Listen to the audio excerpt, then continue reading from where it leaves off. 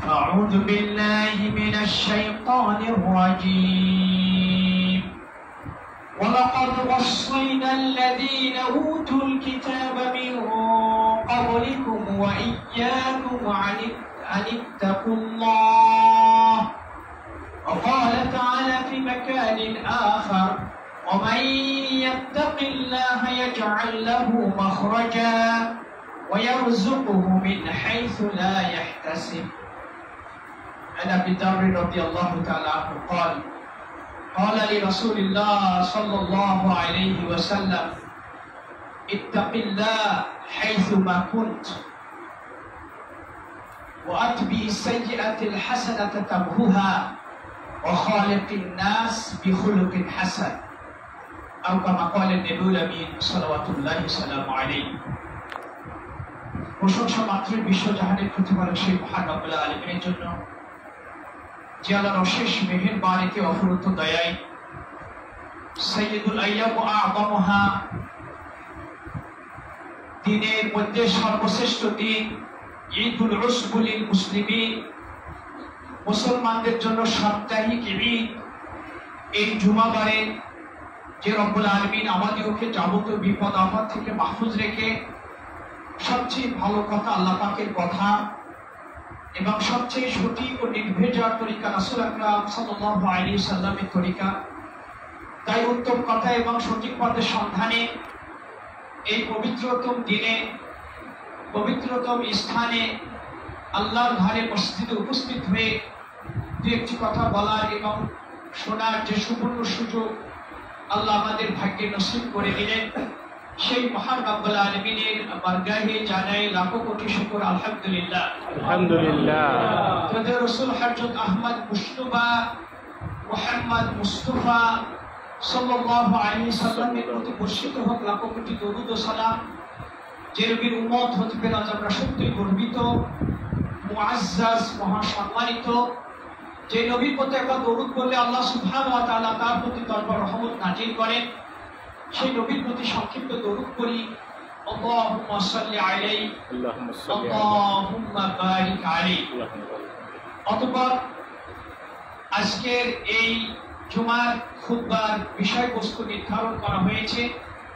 নৈতিকতার মূল হলো তাকওয়া, আল্লাহ ভীতি। এই আল্লাহ ভীতি তথা তাকওয়ার গুরুত্ব, তাৎপর্য এবং এর ফজিলত সম্পর্কে সংক্ষিপ্ত পরিসরে আলোকপাত করার চেষ্টা করব। আমা তাওফীক ইল্লা বিল্লাহ। সম্মানিত মুসলিয়ানে কেরাম, তাকওয়া এই শব্দটি ছোট, কিন্তু এর অর্থ এতই ব্যাপক অর্থবোধক একটি শব্দ। এই শব্দটাকে যদি আমরা যথাযথ উপলব্ধি করতে পারি তাহলে আমাদের জীবনের মূল ঘুরে যাবে। এই তাকওয়ার মূল তাৎপর্য, গুরুত্ব যদি আমরা যথাযথ উপলব্ধি করতে পারি তাহলে এই শব্দের মধ্যে ইসলামের সব বিধিবিধানগুলো এর মধ্যে নিহিত আছে। এই জন্যই কেউ যদি রাসূল আকরাম সাল্লাল্লাহু আলাইহি সাল্লামের কাছে ওসিয়ত কামনা করতেন, আমাকে ওসিয়ত করুন, আমাকে উপদেশ প্রদান করুন, ছোট্ট একটি কথা বলতেন, ইত্তাকিল্লাহ হাইসুমা কুনত। তুমি যেখানেই থাকো না কেন, পৃথিবীর যে প্রান্তেই থাকো না কেন, সেখানে তুমি তাকওয়া অবলম্বন করো, আল্লাহকে ভয় করে চলো। ছোট্ট কথা। সুতরাং রাসূল সাল্লাল্লাহু আলাইহি সাল্লামের কাছে কেউ উপদেশ কামনা করবে, ছোট্ট বাক্যটি তিনি মাধ্যমে তাকে উপদেশ দিতেন। তাহলে এই তাকওয়া কি? তাকওয়ার সংজ্ঞা অনেক উলামায়ে কেরাম অনেকেই করেছেন যে আত-তাকওয়া হুয়া ইয়াজআলু বাইনাকা ওয়া বাইনাল্লাহি বিকায়া ওয়া বাইনান নারি বিকায়া। কিন্তু এই ক্ষেত্রে আলী ইবনে আবি তালিব রাদিয়াল্লাহু তাআলা আনহু তাকওয়ার যে সংজ্ঞা প্রদান করেছেন চমৎকার। তিনি চারটা কথা বলেছেন। এই চারটা কথার সমন্বয় হচ্ছে তাকওয়া। আত-তাকওয়া হুয়া আল খাউফ মিনাল জালিল ওয়াল আমালু বিত-তানজিল ওয়াল কানাআতু বিল কালিল ওয়াল ইস্তি'দাদু লিয়াউমির রাহিল। চারটা কথা বললেন আলী রাদিয়াল্লাহু তাআলা। তাকওয়া কাকে বলে? বললেন আল খাউফ মিনাল জালিল, আল্লাহ সুবহানাহু ওয়া তাআলাকে সর্ব অবস্থায় ভয় করে চলবে। প্রকাশ্য যদি আপনি কোনো পাপ করেন, মনে করেন সকলের সম্মুখে যদি আপনি কোনো পাপ করেন, এই পাপের সাক্ষী সকল মানুষ থেকে যায়, মানুষেরা ভুলেও যেতে পারে। কেউ কেউ মনে করে যে আমি গোপনে পাপ করব, কেউ তো আমাকে দেখলো না। কিন্তু যে গোপনে যে পাপটি কাজটি আমরা করবো সেটা আরো মারাত্মক, কারণ সেই পাপের সাক্ষী স্বয়ং আল্লাহ রাব্বুল আলামিন থাকে। মানুষ ভুলে যেতে পারে কিন্তু আল্লাহ ভুলবেন না। সুতরাং আল খাউফু মিনাল জালিল, সর্ব অবস্থাতেই আমি আল্লাহকে ভয় করে চলবো, এর নাম হচ্ছে তাকওয়া। কেউ না দেখলেও আল্লাহ রাসূল সাল্লাল্লাহু আলাইহি ওয়াসাল্লাম আবু বকর একদা রোড দিয়ে চলছেন, হঠাৎ করে তাদের ক্ষুধা অনুভব হলো। মাঠের মধ্যে দেখলেন যে শিশু বাচ্চা ছাগল চড়াচ্ছে। তার কাছে গেলেন, যে আবু বকর রাদিয়াল্লাহু আনহুকে রাসূল সাল্লাল্লাহু আলাইহি ওয়াসাল্লাম শিখিয়ে দিলেন যে আমরা একটু ছাগলের দুধ দহন করে পান করব, তুমি দাও। ছেলেটি নিকটে যখন আবু বকর রাদিয়াল্লাহু আনহু বললেন যে একটু ছাগলের দুধ দহন করে আমার দাও, আমরা একটু পান করব। দুধ এটা আরবিয়ানদের কাছে অত্যন্ত প্রিয় একটি খাদ্য বা পানীয় দ্রব্য। তখন এই ছেলেটি বলছে, আমার মালিকের অর্ডার নেয়, তার অনুমতি ছাড়া আমি আপনাদেরকে দুধ পান করাইতে পারবো না। তখন বলছে, তোমার মালিক তো দেখছে না। তখন এই শিশু বাচ্চাটি বলছে, আমার মালিকের যিনি মালিক আল্লাহ রাব্বুল আলামিন, ফাওকা সাবআ সামাওয়াত, সপ্তম আসমানের উপর থেকে আল্লাহ রাব্বুল আলামিন দেখছে। তাকওয়া। তখন আবু বকরকে রাসূল বললেন, এই ছেলেটাকে বলো যে ছোট মাদি ছাগল, সেটা এখনো কোনো সন্তান প্রসব করেনি, তার স্তনে দুধ নেই, ওই ছাগলের স্তন থেকে দুধ দহন করে যদি আমরা পান করি তোমার কোনো সমস্যা আছে? তো বলছে না, এর তো দুধই নেই। এমন একটি ছাগল নিয়ে আসা হলো, রাসূল সাল্লাল্লাহু আলাইহি ওয়াসাল্লাম দোয়া করলেন, স্তনে দুধ আসলো। এই দুধ দহন করে তৃপ্তি সহকারে রাসূল সাল্লাল্লাহু আলাইহি ওয়াসাল্লাম আবু বকর এবং এই শিশু বাচ্চাটি পান করলো। এখন পর্যন্ত এই বাচ্চাটি জানেন না ইনি কে, এরা দুইজন। তখন রাসূল সাল্লাল্লাহু আলাইহি ওয়াসাল্লাম এই শিশু বা এই বাচ্চাটি সম্পর্কে, যুবক সম্পর্কে, একবার শিশু না ছাগল চড়ায়, এই বাচ্চাটি সম্পর্কে রাসূল বলেছিলেন, ইন্নাকা ফাতাতুন ফাতিন, তুমি হচ্ছে একজন বিজ্ঞ জ্ঞানী যুবক। ইনি হচ্ছেন আব্দুল্লাহ বিন মাসউদ রাদিয়াল্লাহু তাআলা আনহু। বিরামান, এর নাম হচ্ছে তাকওয়া। আমরা যে যে পজিশনে কাজ করি, সরকারি কোন প্রতিষ্ঠানে আমি চাকরি করি কেন, অথবা কোনো বেসরকারি প্রতিষ্ঠানে প্রাইভেট সেকশনে আমি চাকরি করি না কেন, আমার যে দায়িত্ব, আমাকে আমার কাজকে মনিটরিং করুক আর না করুক, সুপারভাইজার অথবা কোনো দায়িত্বশীল আমার কাজ সেটা তত্ত্বাবধান করুক আর না করুক, আমার মাসের শেষে যে আমি সম্মানী পাবো, আমাকে 8 ঘন্টা 7 ঘন্টা যে ডিউটি দেওয়া হয়েছে সেটি আমি ঠিকভাবে পালন করবো, তবে আমার এই মাসের শেষের সম্মানটা, আমার এই বেতনটা আমার জন্য হালাল হবে পুরা। সুতরাং যখন করে দায়িত্বশীল থাকবে তখন আমি খুব গুরুত্ব সহকারে আমার দায়িত্ব পালন করব। আর দায়িত্বশীল যদি আমার কাজ রক্ষণাবেক্ষণ না করে, সেই ক্ষেত্রে আমি ঘুমাবো, ফাঁকি দেবো, এর নাম তাকওয়া না। সুতরাং একজন মুসলিমকে মুত্তাকি হতে হলে প্রত্যেকটি ক্ষেত্রে তাকে তাকওয়া অবলম্বন করতে হবে। সুতরাং আত-তাকওয়া ওয়া আল খাউফু মিনাল জালিল, আমি আল্লাহ রাব্বুল আলামিনকে সর্ব অবস্থায় ভয় করি চলব। ওয়াল আমালু বিত-তানজিল, আলী রাদিয়াল্লাহু তাআলা বলেন তাকওয়া কাকে বলে? নাম্বার 1, সর্বক্ষেত্রে মহান রব্বুল আলামিনকে আমি ভয় করে চলব। নাম্বার 2, আমার যাবতীয় আমল এইটি হবে সুন্নাত মোতাবেক। কি মোতাবেক? সুন্নাত মোতাবেক। আজকে মানুষকে বলছে হক্কানি পীর, উনি মুত্তাকি, উনি জিন্দা। কেউ যদি জিন্দা ওলিকে দেখতে চায়, সার্টিফিকেট, কেউ দুনিয়াতে যদি জিন্দা ওলি, তাহলে উনার দিকে তাকান, একটা দলের প্রধান, উনি হচ্ছে জিন্দা ওলি।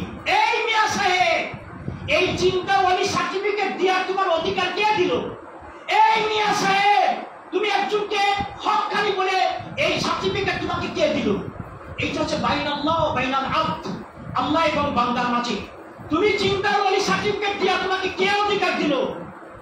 রাসূল সাল্লাল্লাহু আলাইহি ওয়াসাল্লাম বলেছেন, একজন ব্যক্তি সারা বছর এমন আমল করবে, অবশেষে জীবনের শেষ পর্যায়ে পৌঁছে যাবে, তার এবং জান্নাতের মাঝে এক বিঘত এক বট জায়গা অবশিষ্ট আছে। কিছুক্ষণ পরে মারা যাবে, ব্যক্তি জান্নাতে চলে যাবে। কিন্তু এই সময়ের ব্যবধানে এমন একটি পাপ কাজ করবে, সেই পাপ কাজ করার দরুন আল্লাহ রাব্বুল আলামিন তাকে জাহান্নাম দান করবেন। মিয়া সাহেব, আপনি ওলি সার্টিফিকেট তার জিন্দা ওলি। সুতরাং হ্যাঁ, ব্যক্তি সম্পর্কে আমি ধারণা করবো ইনি হচ্ছে হয়তোবা আল্লাহ তাকে এই পর্যায়ে তাকে পৌঁছাই দিয়েছেন বা দিবেন। আশা করি আপনি আল্লাহর মুত্তাকিন বান্দা হিসাবে গণ্য হবেন। কিন্তু ডাইরেক্ট আমি আপনাকে মুত্তাকিন, ডাইরেক্ট আল্লাহর ওলি সার্টিফিকেট আমাকে আপনার ব্যাপারে দেওয়ার অধিকার প্রদান করা হয় নাই। সুতরাং আজকে হচ্ছে ওলির অভাব নাই। আরে হক্কানি পীরকে এই তন্ত্রটাই তো হচ্ছে ভণ্ডামি, যে তুমি ওরে হক্কানি কিভাবে এই সার্টিফিকেট দিতে পারো, এই তন্ত্রটাই তো ভণ্ডামি তন্ত্র। হ্যাঁ, একজন আর একজনের বিরুদ্ধে উনি হক্কানি, উনি ভণ্ডামি, কার সাথে কোনো মিল নাই। যত পীরের সংখ্যা সেটা পরিসংখ্যানে দেখা যাচ্ছে যে পরে প্রতিখানে পীরই। আরে একজন আর একজনের সাথে পীর নাই, কোরআন এক, নবী এক, কেবলা এক, তাহলে সকল পৃথিবীর জন্য একজনে পীর হবে, এত কেন? এই সৌদি আরবের পীর কি? যার পীর নাই তার পীর ইবলিস।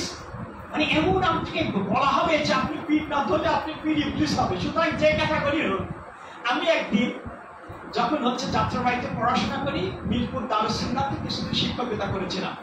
আমার স্নেহের ছাত্র আব্দুর রহমান উপস্থিত। আমি আসার গেট থেকে এইদিকে এসে মিরপুরে যাব শুক্রবারের দিন জুমার আগে।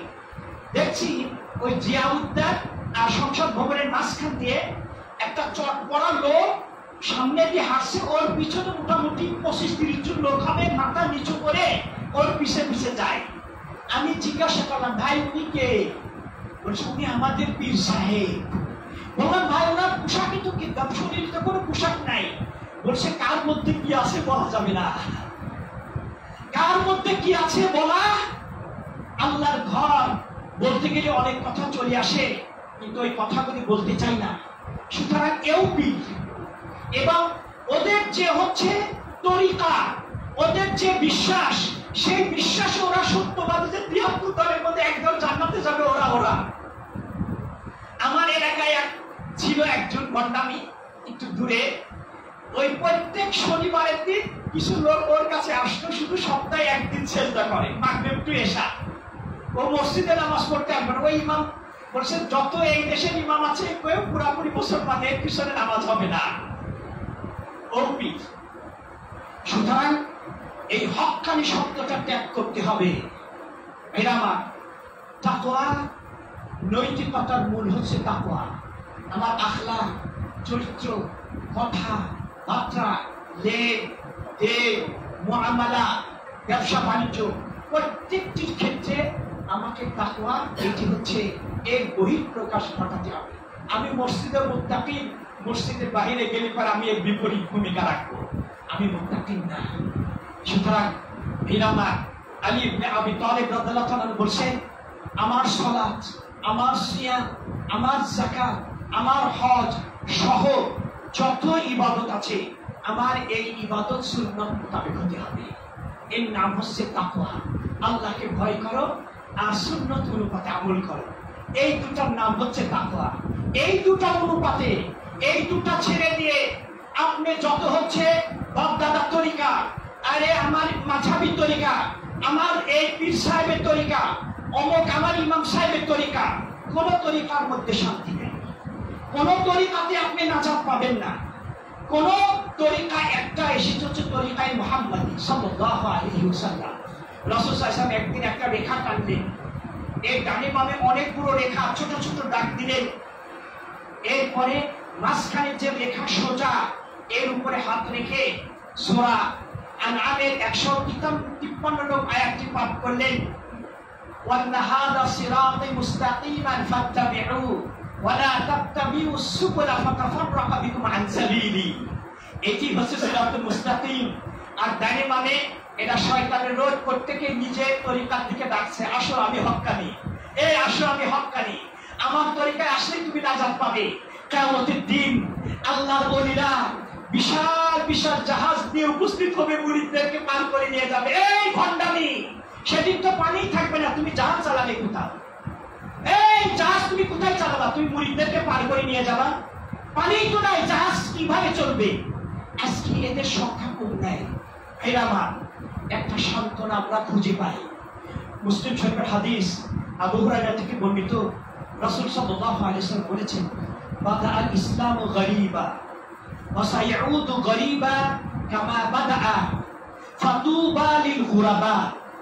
কিলা মান হুম ইয়া রাসূলুল্লাহ সাল্লাল্লাহু আলাইহি ওয়াসাল্লাম?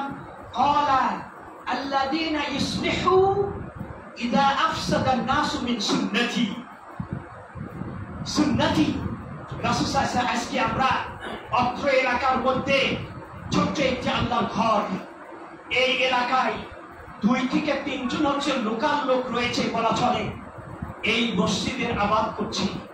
আর আমরা জুমাবারে দীর্ঘ পথ অতিক্রম করে আল্লাহর মহব্বতে, আল্লাহ রসুলের মহব্বতে, আমি যেখান থেকে এসেছি আশেপাশে অনেক হাই খুব জাঁকজমক আল্লাহর ঘর মসজিদ আছে, সেই মসজিদে সালাত আদায় করতে মনটা আমার চাই না। কারণ সেই মসজিদে সুন্নাত অনুপাতে, সঠিক সুন্নাত অনুপাতে সেখানে সালাত আদায় হচ্ছে না।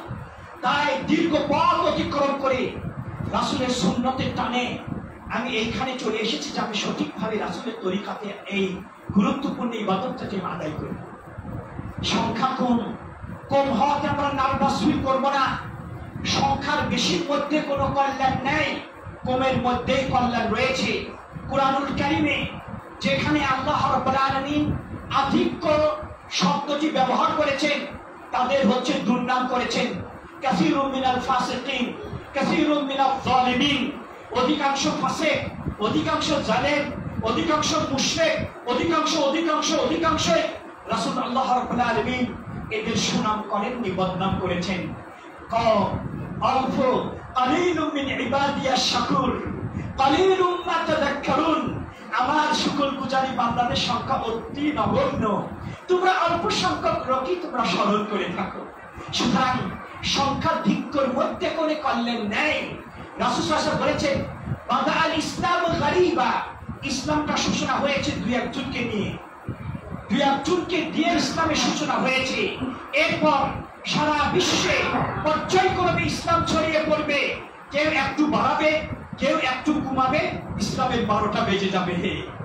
এ বলবে আমারটাই ঠিক, ও বলবে আমারটাই ঠিক, ও বলবে আমারটাই ঠিক।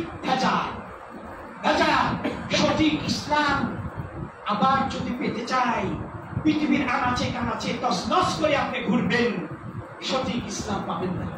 সঠিক ইসলাম যদি পেতে চান হিজাজ, সঠিক ইসলাম যদি পেতে চান আপনাকে মক্কা মদিনায় যেতে হবে, সেখানে সঠিক ইসলামটা সঠিক থাকবে।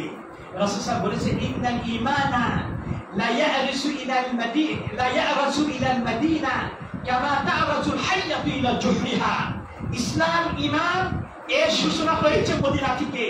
সারা বিশ্বে এই ইসলাম ছড়িয়ে পড়বে, কমাবে, বাড়াবে, ভেজাল সৃষ্টি হয়ে যাবে। সঠিক ইসলাম যদি পেতে চাই, ব্যক্তিকে আবার মদিনায় আসতে হবে সঠিক ইসলাম অন্বেষণ করার জন্য।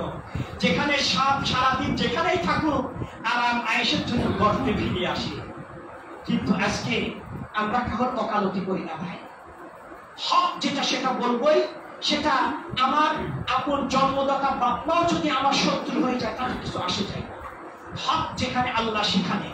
সুতরাং আজকে এই তাওহীদের বেলাদুত তাওহীদ, বেলাদুল হারামাইন শরীফাইনকে আজকে হচ্ছে মানুষ কলুষিত করার চেষ্টা করে।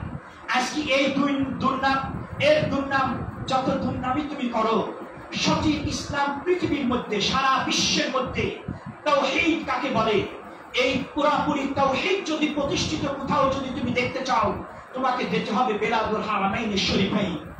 যদি শিরক যেটা মানুষের ঈমান আমলকে নস্বাত করে, ধ্বংস করে দেয়, জাহান্নাম যে পাপের জন্য অবধারিত, সেই পাপের লেশমাত্র সেই বেলাদুল হারামাইন আপনি দেখতে পাবেন না। আজকে সলিমুদ্দিন মরার পরে ছোট্ট একটা লাল কাপড় লটকে দিয়ে উনি হচ্ছে আল্লাহর ওলি, মাজার তৈরি হয়ে গেল।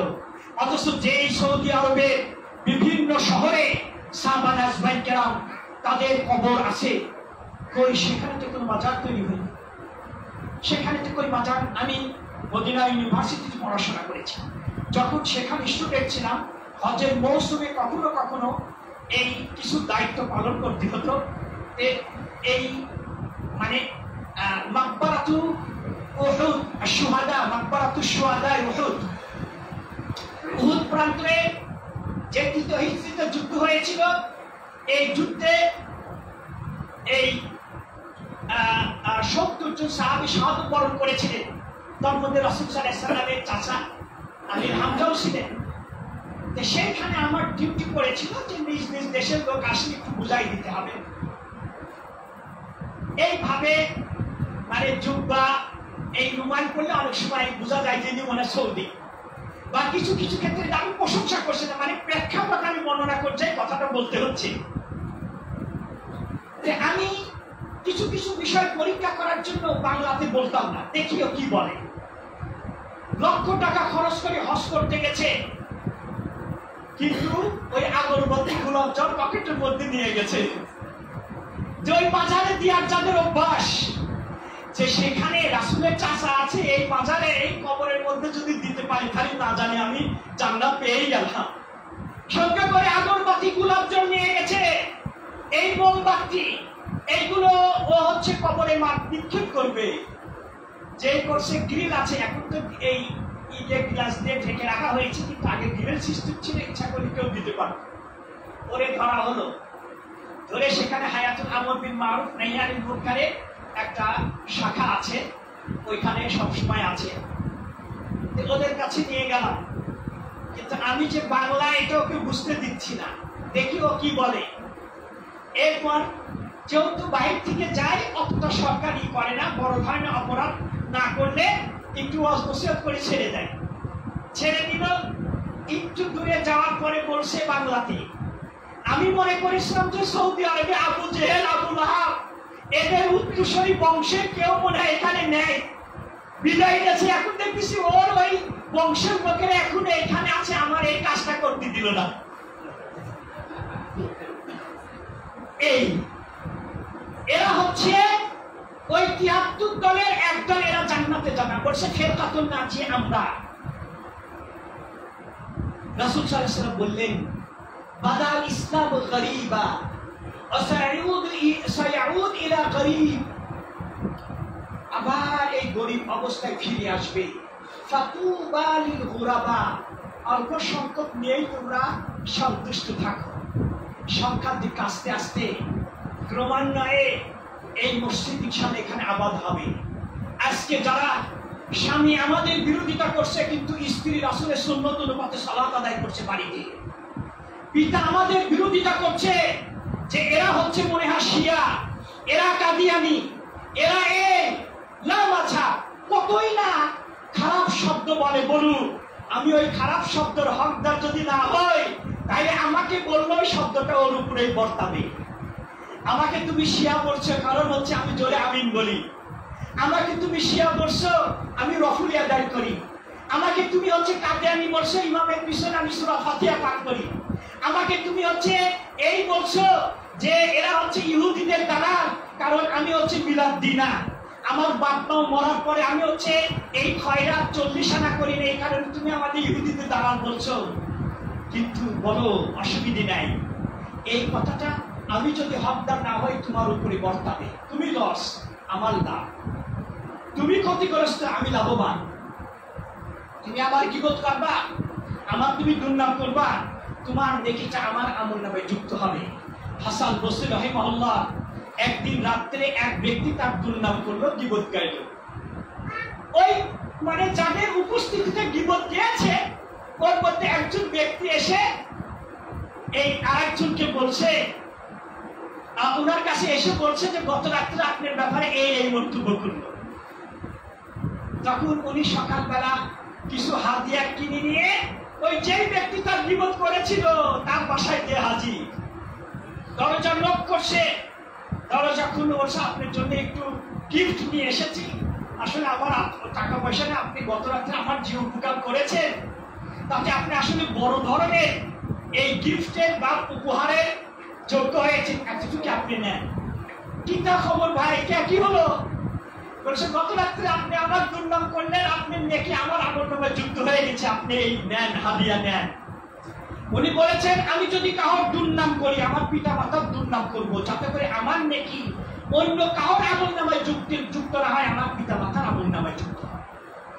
তুমি আমারে শিয়া বলবা, তুমি আমারে কাদিয়ানি বলবা, আমারে লামাঝা বলবা, আমারে ইহুদের দালাল বলবা, অমকের দালাল বলবা, বিধর্মীদের এজেন্ডা বাস্তবায়ন করছে এই কথা বলবা, বলতে থাকো, সমস্যা নেই, আমার লাভ তোমার ক্ষতি। সুতরাং ভাইরা, সুতরাং এই গরিব অবস্থা কিলা ইয়া রাসূলুল্লাহ মান হুমুল গুরাবা, গুরাবা কারা? এরা অল্প সংখ্যক লোক, এরা কারা? রাসূল বলে আল্লাযিনা ইসলিহুনান নাস, যারা মানুষকে সংশোধন করে। ওরা কারা? আও আল্লাযিনা ইসলিহুন ইদা আফসাদান নাস মিন সুন্নতি, আমার সুন্নতকে যখন তারা মানে নষ্ট করে দেয়, আমল না করতে করতে সুন্নতটা বিদায় নিয়ে নেয়, এই সুন্নতকে জীবিত করার জন্য যারা চেষ্টা করে তারা হচ্ছে ওরা গুরাবা। সুতরাং এই সুন্নতকে আমরা জীবিত করব। একটা রাসূলের সুন্নাত, এই যে রবিউল আউয়াল শুরু হয়েছে, এখন এই যে মিলাদুন নবী, জশ্নে জুলুস, বড় বড় শহরগুলোতে মানে পোস্টার, এই পোস্টার, দেওয়ানি লেখন, বিভিন্ন লেখনীতে মানে ভরে যাবে যে 12ই রবিউল আউয়াল এসে তোমারে স্মরণ করি, 12ই রবিউল আউয়াল গেলে তোমারে ভুলে যাই। রাসূলের প্রতি মহব্বত দেখানোর জন্য একটা দিন তারা বেছে নিয়েছে। 24 ঘন্টা আমি রাসূলকে মহব্বত করব, আমি পানাহার করব ডাইন হাত দিয়ে। আমি মসজিদে ঢোকার সময় বিসমিল্লাহ ওয়া সালাতু ওয়া সালামু আলা রাসূলিল্লাহ, আউযু বিল্লাহিল আযীম ওয়া বিওয়াজহিল কারীম ওয়া সুলতানিহিল কাদীম মিনাশ শাইতানির রাজীম, আল্লাহুম্মা ইগফিরলি ওয়াফতাহলি আবওয়াব রাহমাতিক। আমি রাসূলকে মহব্বত করলাম। খাবার শেষে আলহামদুলিল্লাহ বললাম, রাসূলকে মহব্বত করলাম। বাথরুমে ঢোকার সময় বাম পা আগে রেখে বিসমিল্লাহ আল্লাহুম্মা নাউযু বিকা মিনাল খুবুসি ওয়াল খাবায়েস। এখানে আবার বলতে পারেন বিসমিল্লাহ কেন বলবো? এখানে বিসমিল্লাহ হচ্ছে পর্দা স্বরূপ, মানে সেখানে কবির শয়তানদের বসবাস। বিসমিল্লাহ বলে আমাকে উলঙ্গ হতে হবে, এই শয়তানের চোখের উপর একটা পর্দা সৃষ্টি করে দেওয়া হয়। সুতরাং এখানে বিসমিল্লাহ পর্দা স্বরূপ। বিসমিল্লাহ আল্লাহুম্মা নাউযু বিকা মিনাল খুবুসি ওয়াল খাবায়েস। বের হওয়ার সময় ডাইন পা আগে দিয়ে বের হবো, গুফরানাকা, রাসূলের সুন্নাত। এইটা রাসূলকে মহব্বত দেখানো, এর নাম মহব্বত। তুমি 12ই রবিউল আউয়ালে তাবারও বিতরণ করলে, কিছু আলোচনা করলে, সিরাতুন নবী বলো, মিলাদুন নবী বলো, যেই তুমি মানে টপিকেই তুমি আলোচনা করো না কেন, সেটা বেদাত। সারা বছর তুমি রাসূলের জীবনী নিয়ে আলোচনা করো না, রবিউল আউয়াল আসলে কেন আলোচনা করো? তোমার উদ্দেশ্য কি? সুতরাং ভাইরা আমার, টাইম হয়ে গেছে। বলতে চাচ্ছি যে ইদা আফসাদান নাস মিন সুন্নতি, আমার সুন্নতকে যারা হচ্ছে মানে জীবিত করে, তারাই হচ্ছে এই গুরাবা। সুতরাং অত্র এলাকার মুসল্লিদেরকে বলবো, ভাইদেরকে বলবো, আমরা নাম বাসুইশ করবো না, মনোবল রেখে কেউ যদি আমাকে যত কথাই বলুক, কারোর কথাই কর্ণপাত না করে আমি আমার কাজ চালিয়ে যাব। আস্তে আস্তে ইনশাআল্লাহ আবাদ হবে। আমরা সকলেই মারা যাব, কিন্তু যতটুকু আমি হচ্ছে ভালো কাজ করে যাব, সেইটাই সুফল আমি কিয়ামতের দিন পাবো। এই মসজিদ যে ভাই হাবিব ভাই না, মাহবুব ভাইকে আমরা প্রশংসা করছি, আল্লাহর কাছে দোয়া করছি যে বিশাল জায়গা তিনি দান করেছেন। আল্লাহ রাব্বুল আল্লাহ রাসূল বলেছেন যে মান বানা লিল্লাহি বাইতান বানাল্লাহু বাইতান ফিল জান্নাহ, যে ব্যক্তি আল্লাহর জন্য মসজিদ তৈরি করবে, আল্লাহ তার জন্য জান্নাতে একটা ঘর তৈরি করবে।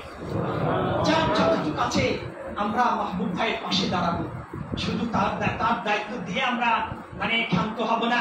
রাসূল বলেছেন মান বানা লিল্লাহি বাইতান ওয়ালাউ কা মাফহাসিন কাতা বানাল্লাহু বাইতান ফিল জান্নাহ। মাফহাসুল কাতা বলা হয় ছোট্ট চড়ুই পাখির মতন। এই পাখি মরুভূমিতে বাস করে, এই মরুভূমিতে ওই জমিন মানে খুঁজে মানে গর্ত করে যে বাসা তৈরি করে ও থাকার জন্য, এতটুকু জায়গা যদি আল্লাহর ঘরে মসজিদে যদি দান করে, এর বিনিময়ে আল্লাহ তার জন্য জান্নাতে একটা ঘর তৈরি করবে। এর দ্বারা বোঝা যাচ্ছে যার যতটুকু আছে আমরা অবদান রাখবো। সুতরাং অনেক কথা সময় নাই, বলতে চাচ্ছি যে আমরা মনোবল রেখে ইনশাআল্লাহ আল্লাহ সুন্নতকে আমরা প্রতিষ্ঠিত করার চেষ্টা করব। রাসূল সাল্লাল্লাহু আলাইহি ওয়াসাল্লাম বলেছেন যে সময় মানুষেরা আল্লাহ সুন্নতকে মানে আমল না করতে করতে সুন্নতটা বিদায় নিয়ে নিবে, এই অবস্থাতে যদি এই মৃত সুন্নতকে কেউ জীবিত করে, 70 জন সাহাবী শাহাদত বরণ করলে যে নেকি একটা সুন্নতকে জীবিত করার জন্য আল্লাহ তাআলা আমল নামে সেই নেকি দান। সুতরাং আসুন আমরা এই সুন্নতকে জীবিত করার চেষ্টা করি, যে যেখানে থাকি চেষ্টা করি।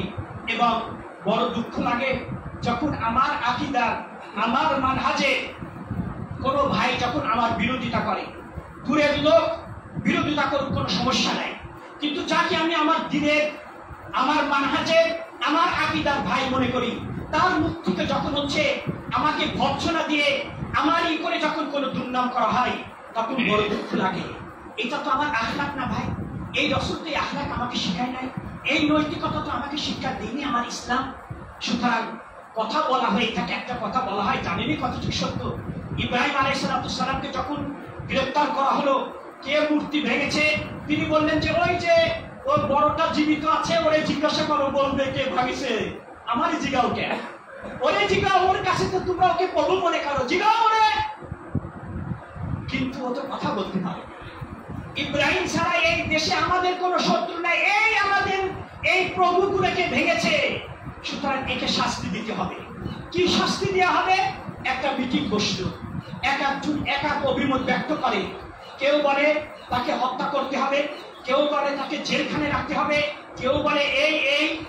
অবশেষে তার জন্মদাতা পিতা সে পরামর্শ দিল যে জ্বলন্ত অগ্নিকুণ্ডের মধ্যে একে নিক্ষেপ করে ঝালিয়ে পুড়ে সাক্ষাৎ করে একে হত্যা করতে হবে। ইব্রাহিম আলাইহিস সালাম আল্লাহর উপরে এতটাই তার বিশ্বাস, আমি যা কিছু করছি আল্লাহর জন্য, সুতরাং সারা পৃথিবীর মানুষ একত্রিত হয়ে যদি আমার কোনো ক্ষতি করতে চায়, আর মহান রব্বুল আলামিন যদি আমাকে রক্ষা করতে চান, সারা পৃথিবীর মানুষ আমার একটা গায়ের পশম উপড়াতে পারবে না। কিন্তু দুঃখ, অবশেষে ইব্রাহিমের পিতা যে পরামর্শ দিল সেটাই গ্রান্টেড হলো। তিনি দুঃখ পেলেন যে মানুষেরা জানে যে এটা তার ছেলে, সুতরাং তার বাবার পরামর্শ অনুপাতে তাকে শাস্তি দেওয়া, ও আরো দুঃখ পাবে। ইব্রাহিম সেদিন দুঃখ পেয়েছিলেন যে আমার বাবা সেই পরামর্শ দিল। এই জন্য আপন জুট যদি কোনো কথা বলে, দূরের লোক আমাকে শালা বলছে, দূরের লোক আমাকে গালি দিচ্ছে, আমার কিছু যায় আসে না। আমার যদি রক্তের সম্পর্ক, যাকে অত্যন্ত মহব্বত করি, আমার দিনী ভাই যাকে মহব্বত করি, ভালোবাসি, সে যখন আমার সম্পর্কে খারাপ মন্তব্য করে, একই মন্তব্য দূরে লোক করলে কিন্তু সেটা একভাবে আমি ব্যথিত হব না, এর পার্থক্য আছে। সুতরাং বলবো যে যারা সহি আকীদা মানহাজ মেনে চলে, আপনি একজনকে অনুসরণ করেন, করুন। আপনি মানে আমির সাহেব বায়াতে মানে বায়াত নাই আপনার হাতে, আপনি ও সহি আকীদা মানলেই যে জান্নাতে চলে যাবে তা না। আপনি তাকে এক প্রকার পীর সাহেব মানেছেন, আপনি মানুন। কোথায় সে বায়াত পেল? হাতে হাত রাখতে হবে। যে সমস্ত কথাগুলো তার মুখ থেকে এখন বের হয়ে যাচ্ছে, যেগুলো বিশ্বাস করলে একজন মুসলমান থাকবে কিনা সন্দেহ আছে। আপনি আপনার নিয়ে আসুন, কিন্তু সাবধান, সারা এই ভারত উপমহাদেশে একমাত্র সহি সংগঠন যেটা মানে শিরকের বিরুদ্ধে সুন্নতকে জীবিত করার জন্য, শিরককে মূল পতন, তাওহীদকে প্রতিষ্ঠিত, বিদআতকে মূল পতন, সুন্নতকে প্রতিষ্ঠিত করার জন্য সারা বাংলাদেশ জমিয়ত আহলে হাদিসের যে দাওয়াতি প্রোগ্রাম চলছে, আপনি তার বিরুদ্ধে বিরূপ মন্তব্য করতে হলে আপনাকে ভাবে চিন্তা করতে হবে। আপনি এই সংগঠনের যারা অনুসারী, এই সংগঠনের বিরুদ্ধে কোন মন্তব্য যদি আপনি করতে হয়, আপনি অনেক রিসার্চ করে আপনি হিংসার বশবর্তী হয়ে কোন মন্তব্য করবেন, বুঝে সুঝি করবেন আপনি মন্তব্য। সুতরাং আসুন আমরা সুন্নতকে জীবিত করি। অল্প হয়েছি বলে নার্ভাস ফিল করবো না। সুসংবাদ এসেছে, আল্লাহ রাব্বুল আলামিন আমাদের সকলকে যেন তৌফিক দান করুন, আমরা যেন এই তাকওয়া, আজকে যে বিষয়বস্তু ছিল সর্বক্ষেত্রে আমরা তাকওয়া অবলম্বন করে চলবো সুন্নত অনুপাতে। এই দুটাই হচ্ছে মেন, যেটা আমল কবুলের মৌলিক শর্ত, ইখলাস এবং মুতাবা। এইটির উপর আমরা প্রতিষ্ঠিত থাকতে পেরে তৌফিক আল্লাহ দান করুন। বারাকাল্লাহু لنا ولكم في القرآن العظيم عظيم ونفعني إياكم بالآيات الذكر الحكيم إنه تعالى جواد كريم مليك والرؤوف رحيم. أقول هذا وأستغفر الله لي ولكم ولسائر المسلمين من كل ذنب فاستغفروه إنه هو الغفور الرحيم.